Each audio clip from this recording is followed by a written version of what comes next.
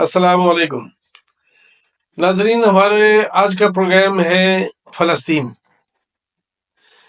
اس موضوع پر پہلے بھی ایک پروگرام ہم کر چکے ہیں، لیکن اس کی دوبارہ ضرورت آن پڑی ہے کیونکہ غزہ میں مسلمانوں کی جو حالت بن چکی ہے وہ انتہائی قابل رحم حالت میں ہے۔ تو اب پہلی بات تو یہ ہے کہ اس کو فلسطین کا مسئلہ کہیں یا غزہ کے مسلمانوں کا مسئلہ کہیں۔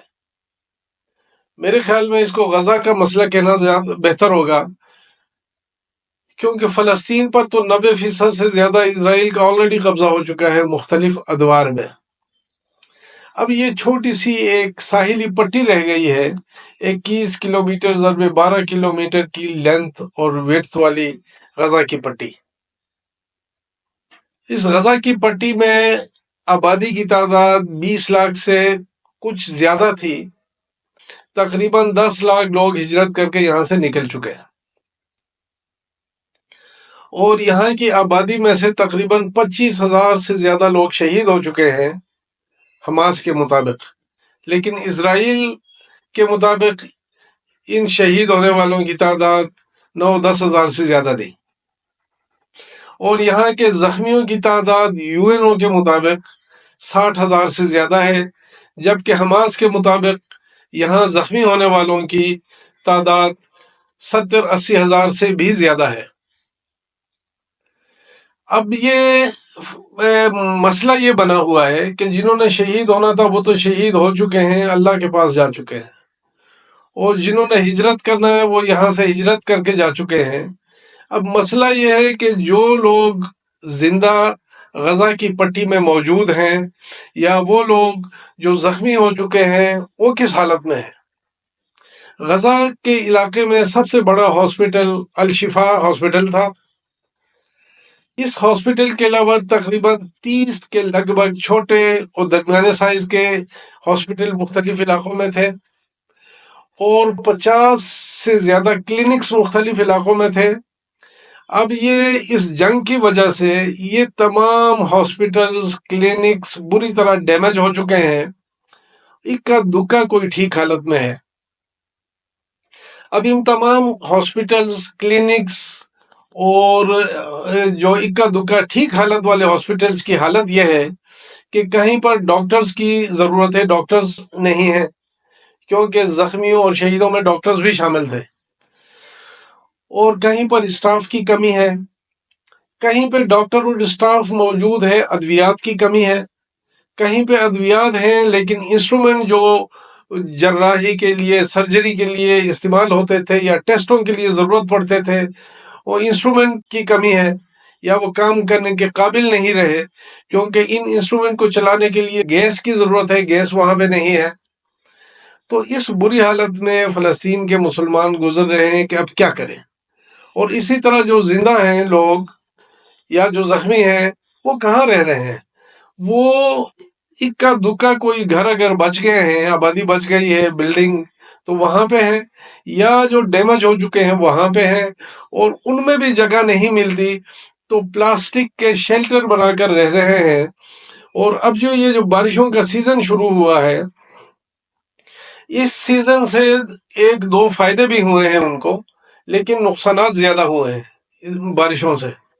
ایک فائدہ یہ ہوا کہ راکٹوں اور جو ڈرون اٹیکس اور جو ایئر اٹیکس ہوئے تھے ان کی وجہ سے جو ڈسٹ اٹھ گئی تھی، جو ہوا میں گرد جمع ہوا تھا، وہ مٹی وہ ڈسٹ بیٹھ چکا ہے، یہ بہتر ہے بارشوں کی وجہ سے۔ اور دوسری بہتری یہ ہوئی ہے کہ ہوا میں فضا میں جو بدبو پھیلی ہوئی تھی راکٹوں کی اور استعمال شدہ بموں کی، تو وہ بدبو تقریباً دور ہو گئی ہے۔ اور تیسرا فائدہ یہ ہوا ہے کہ 90% ڈرنکیبل واٹر یہاں کا ڈیمیج ہو چکا تھا، تو لوگوں نے بارشی پانی کو جمع کیا، پیا اور تھوڑا انجوائے کیا۔ لیکن نقصان یہ ہوئے ہیں کہ آلریڈی سردیوں کا سیزن ہے، سردی میں مزید اضافہ ہو گیا ہے، اور بارشوں کی وجہ سے جو پلاسٹک کے شیلٹرز میں چھپے ہوئے لوگ تھے زندگی گزارنے والے، وہ سخت بری حالت میں ہیں۔ اب اگر ہم جائزہ لیں کہ فلسطین کی کل آبادی تقریباً 1.5 کروڑ سے زیادہ تھی، اس آبادی کا تقریباً 55 ملین آلریڈی ہجرت کی حالت میں ہے، مختلف ملکوں میں ہے، اور ان ملکوں میں سے سب سے زیادہ جو ہیں 16 لاکھ کے قریب خود اسرائیل میں ہیں، کیونکہ اسرائیل الگ ملک بن چکا ہے، تھا تو فلسطین کا علاقہ۔ یہ جو لوگ ہیں ان میں سے زیادہ تر تو لوگ اپنے علاقے میں ہی آباد ہیں، اور کچھ یہ جو رفتہ رفتہ ہجرتیں ہوتی رہی ہیں، مہاجر وہاں چلے گئے ہیں، لیکن وہ 16 لاکھ کی آبادی اسرائیل میں شامل ہے۔ اس میں خاص کر ویسٹ بینک کا ایریا ہے، ویسٹ بینک کے ایریے میں 60% اسرائیل کے پاس ہے، اور جس کی اچھی بھلی آبادی مسلمانوں کی اسرائیل کے قبضے میں ہے، اور ویسٹ بینک کا 40% تقریباً اردن کے پاس ہے، اور تقریباً 5 لاکھ سے زیادہ لوگ اردن میں ہیں۔ اسی طرح 4 لاکھ سے زیادہ لوگ ہجرت کر کے سعودی عرب کی طرف نکل گئے ہیں، 5 لاکھ سے زیادہ لوگ چلی کی طرف نکل گئے ہیں، 4 لاکھ سے زیادہ لوگ شام اور لبنان کی طرف نکل گئے ہیں، اور 2-2.5 لاکھ کے قریب امریکہ میں بھی ہیں، اور اس طرح 50,000 کے قریب عراق میں ہے۔ تو اس طرح بہت سارے مسلم کنٹریز اور نان مسلم کنٹریز میں یہاں سے لوگ مجبور ہو کر نکل گئے ہیں، اور ان میں سے یورپ کے جرمنی میں 1 لاکھ سے زیادہ فلسطینی مہاجر ہیں۔ تو اب ہجرت کرنے والوں کی حالت یہ ہے کہ بہت کم کسی ملک نے انہیں شہریت دی ہے، اور وہ اس ملک کے شہریوں کی طرح وہاں زندگی گزار رہے ہیں۔ زیادہ تر ملکوں میں انہیں ابھی بھی تک مہاجر کاؤنٹ کیا جاتا ہے، اور یہ بہت بری حالت میں ان ملکوں میں ہے۔ اور جو لوگ پیچھے رہ گئے ہیں، غزہ کی پٹی میں رہ گئے ہیں، ان کی تعداد ابھی تقریباً 15 لاکھ سے شاید زیادہ نہ ہو، یعنی جس سے ہم فلسطین کہہ سکتے ہیں غزہ کی پٹی کو، وہاں موجود مسلمانوں کی تعداد 15 لاکھ سے زیادہ نہیں۔ ابھی وہ جس حالت میں ہے وہ میں نے ذکر کر دیا ہے کہ انہیں سخت ادویات کی اور خوراک کی ضرورت ہے۔ اب دنیا سے ڈیمانڈ کیا ہے ان کی درخواست کیا ہے، ان کی التجا کیا ہے؟ یہ غزہ کی پٹی کی سب سے بڑی ضرورت انسانی ہمدردی ہے، کہ انسانی ہمدردی کی بنیاد پر انہیں ادویات فراہم کی جائیں، اور انہیں خوراک کھانے پینے کی چیزیں فراہم کی جائیں۔ اب یہ چیزیں کیسے انہیں سپلائی ہو سکتی ہیں؟ ایک طریقہ تو یہ ہے کہ سمندری راستے سے، کیونکہ یہ کوسٹل ایریا ہے، کشتیاں یہاں پہنچ سکتی ہیں، اور وہ آسان طریقہ ہے۔ لیکن اس سمندری راستے سے کشتیوں یا جہازوں کے اس طرف آنے کو بڑے عرصے سے روکا جا چکا ہے، اور پابندی لگ چکی ہے، کوئی کشتی کوئی جہاز غزہ کی پٹی کے نزدیک نہیں پہنچ سکتا۔ اگر کوشش کرے تو وہ ہٹ ہو سکتا ہے، اور ہٹ کون کرے گا؟ اسرائیلی۔ ہٹ کون کرے گا؟ اسرائیلیوں کے سپورٹر۔ اور دوسرا طریقہ یہ ہے کہ ایئر لنک غزہ میں کوئی نہیں بن رہا، اور ایئر ڈراپ بھی کوئی ان کو نہیں دے رہا۔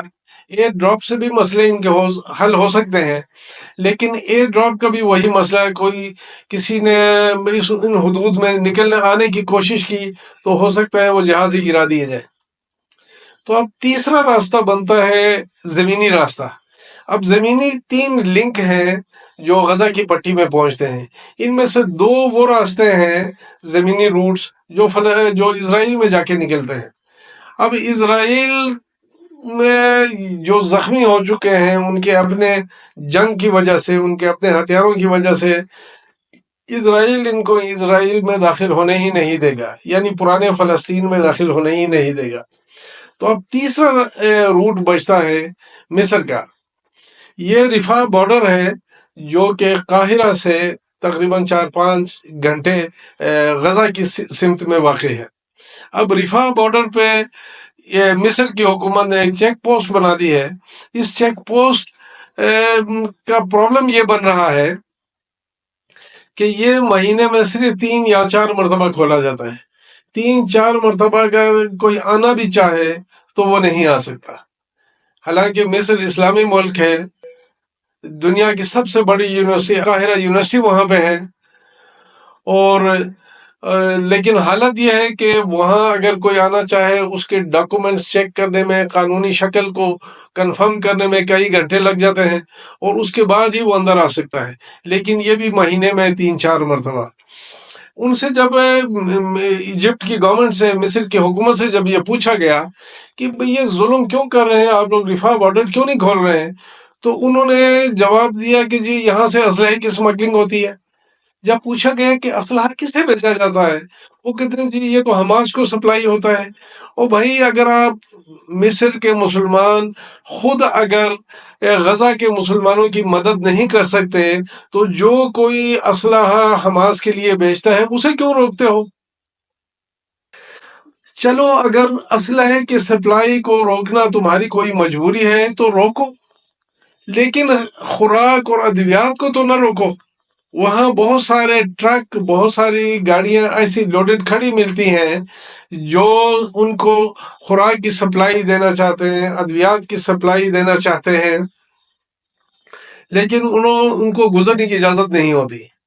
تو یہ اس حالت میں غزہ کے مسلمان گزر رہے ہیں، اور اب ہم دعا ہی کر سکتے ہیں کہ اللہ ان کی مدد فرمائے، اور فلسطین کے اس کے مسلمانوں کی آسانی کے لیے ہم پوری دنیا سے یہ مطالبہ کر سکتے ہیں کہ نمبر 1 اسرائیل کو روکا جائے کہ مزید ان پہ راکٹ، میزائل اور ڈرون اور جہازوں کا استعمال نہ کرے۔ اور دوسرا یہ ہے کہ مصر کی حکومت کو یہ ریکویسٹ کر سکتے ہیں کہ اپنا بارڈر کھولیں، تاکہ اگر کوئی ہجرت کرنا چاہتا ہے وہاں سے نکل جائے، کسی کو ادویات اور خوراک کی ضرورت ہے وہاں پہنچ سکے۔ اور دنیا کی بڑی تنظیم UN جو کہ مسلمانوں کی تنظیم تو نظر نہیں آتی، بہرحال وہ تنظیم تو کسی اور کی نظر آتی ہے، اس تنظیم سے یہ مطالبہ کیا جائے کہ ان کا سمندری روٹ سے جو ان کا آنا جانا ہے اور ایئر روٹ سے، اسے ان کے لیے آسان کر دیا جائے، تاکہ ان لوگوں کا جینا اور وہاں رہنا آسان ہو سکے۔ بہت مہربانی، بہت شکریہ، السلام علیکم۔